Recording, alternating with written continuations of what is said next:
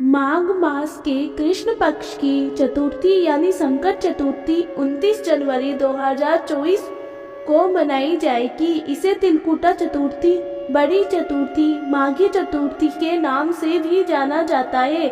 संकट चतुर्थी साल 2024 की पहली संकटी चतुर्थी होगी। संकट चतुर्थी के दिन महिलाएं सुख, सौभाग्य, संतान की समृद्धि और सवस्त्र कल्याण की इच्छा से प्रेरित होकर व्रत रखती है। पद्म पुराण के अनुसार इस व्रत को स्वयं भगवान गणेश ने मां पार्वती को बताया था। वैसे तो हर महीने की कृष्ण पक्ष की चतुर्थी गणेश चतुर्थी कहलाती है, लेकिन माघ मास की चतुर्थी तिल संकटा चौथ कहलाती है।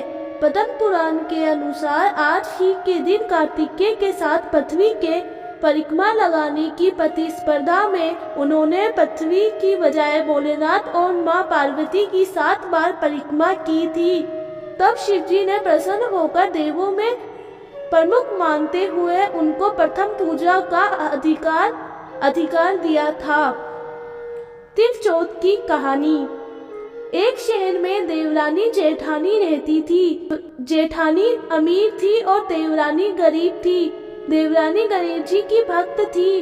देवरानी का पति जंगल से लकड़ी काट कर बेचता था और अक्सर बीमार रहता था। देवरानी जेठानी के घर का सारा काम करती और बदले में जेठानी बचा हुआ खाना, पुराने कपड़े आदि उसको दे देती थी। इसी से देवरानी का परिवार चल रहा था। माघ महीने में देवरानी ने तिल चौथ का व्रत किया। 5 आने का तिल व गुड़ लाकर तिलकुटा बनाया। पूजा कर तिल चौथ की कहानी सुनी और तिलकुटा छीके में रख दिया और सोचा कि चांद उगने पर पहले तिलकुटा और उसके बाद ही कुछ खाएगी। कथा सुनकर वह जेठानी के यहाँ चली गई। खाना बनाकर जेठानी के बच्चों से खाना खाने को कहा तो बच्चे बोले, माँ ने व्रत किया है और माँ भूखी है। जब माँ खाना खाएगी हम भी तभी खाएंगे। जेठानी को खाना खाने को कहा तो जेठानी बोली, मैं अकेला नहीं खाऊंगा। जब चांद निकलेगा तब सब खाएंगे, तभी मैं भी खाऊंगा। जेठानी ने उसे कहा कि आज तो किसी ने भी अभी तक खाना नहीं खाया, तुम्हें कैसे दे दूं? तुम सुबह सवेरे ही बचा हुआ खाना ले जाना। देवरानी के घर पर पति बच्चे सब आस लगाए बैठे थे कि आज तो त्योहार है, इसलिए कुछ पकवान आदि खाने को मिलेगा। परंतु जब बच्चों को पता चला कि आज तो रोटी भी नहीं मिलेगी तो बच्चे रोने लगे। उसके पति को भी बहुत गुस्सा आया। कहने लगा, सारा दिन काम कर भी 2 रोटी नहीं ला सकती तो काम क्यों करती हो? पति ने गुस्से में आकर पत्नी को कपड़े धोने के धोवने से मारा। धोवना हाथ से छूट गया तो पाटे से मारा। वे बेचारी गणेश जी को याद करती हुई रोते रोते पानी पीकर सो गई। उस दिन गणेश जी देवरानी के सपने में आए और कहने लगे, धोवने मारी, पाटे मारी, सो रही है या जाग रही है? वे बोली, कुछ सो रही हूँ, कुछ जाग रही हूँ। गणेश जी बोले, भूख लगी है, कुछ खाने को दे। देवरानी बोली, क्या दूं? मेरे घर में तो अन्न का एक दाना भी नहीं है। जेठानी बचा कुचा खाना देती थी, आज वे भी नहीं मिला। पूजा का बचा हुआ तिलकुटा छीके में पड़ा है, वही खा लो। तिलकुटा खाने के बाद गणेश जी बोले, धोने मारी, पाटे मारी, निमटाई लगी है, कहाँ निमटे? वह बोली, ये पड़ा घर, जहाँ इच्छा हो वहाँ निमट लो। फिर गणेश जी बच्चे की तरह बोले, अब कहाँ पहुँचूं?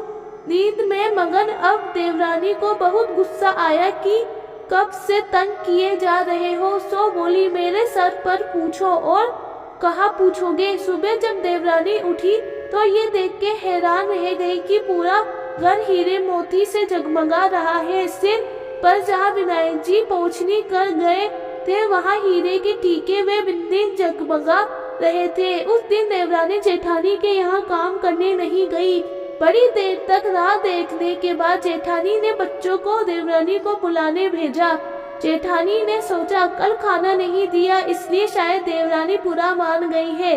बच्चे बुलाने गए और बोले चाची चलो माँ ने बुलाया है, सारा काम पड़ा है। देवरानी ने जवाब दिया अब उसकी जरूरत नहीं है, घर में सब भरपूर है गणेश जी के आशीष से। बच्चों ने घर जाकर माँ को बताया कि चाची का तो पूरा घर हीरे मोतियों से जगमगा रहा है। जेठानी दौड़ती हुई देवरानी के पास आई और पूछा कि ये सब हुआ कैसे। देवरानी ने उसके साथ जो हुआ वो सब कह डाला। घर लौटकर जेठानी अपने पति से कहा कि आप मुझे थोपने और पाटे से मारो। उसका पति बोला कि भली मानस, मैंने कभी तुम पर हाथ भी नहीं उठाया, मैं तुम्हें थोपने और पाटे से कैसे मार सकता हूँ। वह नहीं मानी और जिद करने लगी। मजबूरन पति को उसे मानना पड़ा। उसने ढेर सारा घी डालकर चूरमा बनाया और छीके में रखकर सो गई। रात को चौथ विनायक जी सपने में आए, कहने लगे भूख लगी है, क्या खाऊं। जेठानी ने कहा हे गणेश जी महाराज, मेरी देवरानी के यहाँ तो आपने सूखा तिलकुटा खाया था, मैंने तो छलते घी का चूरमा बनाकर आपके लिए छीके में रखा है, फल और मेवे भी रखे हैं, जो चाहे खा लीजिए। बाल स्वरूप गणेश जी बोले अब निमटे कहा। जेठानी बोली उसके यहाँ तो टूटी फूटी झोपड़ी थी, मेरे यहाँ तो कंचन के महल है, जहाँ चाहो निमटो। फिर गणेश जी ने पूछा अब पोछू कहा। जेठानी बोली मेरे ललाट पर बड़ी सी बिंदी लगाकर पोछ लो। धन की भूखी जेठानी सुबह बहुत जल्दी उठ गई। सोचा घर हीरे जवाहरात से भर चुका होगा, पर देखा तो पूरे घर में गंदगी फैली हुई थी, तेज बदबू आ रही थी। उसके सिर पर भी बहुत सी गंदगी लगी हुई थी। उसने कहा हे गणेश जी महाराज, ये आपने क्या किया, मुझसे रूठे और देवरानी पर टूटे। जेठानी ने घर की सफाई करने की बहुत ही कोशिश करी, परंतु गंदगी और ज्यादा फैलती गई। जेठानी के पति को मालूम चला तो वह भी बहुत गुस्सा हुआ और बोला तेरे पास इतना सब कुछ था, फिर भी तेरा मन नहीं भरा। परेशान होकर चौथ के गणेश जी से मदद की विनती करने लगी। गणेश जी ने कहा देवरानी से जलन के कारण तूने जो किया था ये उसी का फल है। अब तू अपने धन में से आधा धन उसे देगी, तभी ये सब साफ होगा। उसने आधा धन बांट दिया, किंतु मोहरे की एक हांडी चूल्हे के नीचे गाड़ रखी थी। उसने सोचा किसी को पता नहीं चलेगा और उसने उस धन को नहीं बांटा।